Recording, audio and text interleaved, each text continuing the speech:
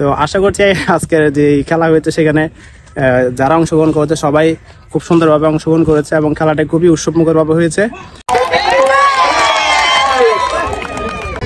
দ্বিতীয় ধাপের অঙ্কন প্রতিযোগিতা শুরু হয়েছে। সবাইকে বিজয় দিবসের শুভেচ্ছা। আসলে খেলাধুলা হচ্ছে যে তরুণ যুবকদের প্রাণ।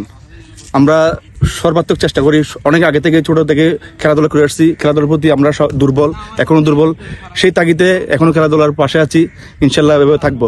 সবাইকে ধন্যবাদ, সংশ্লিষ্ট সবাইকে যারা আমাদেরকে আয়োজনে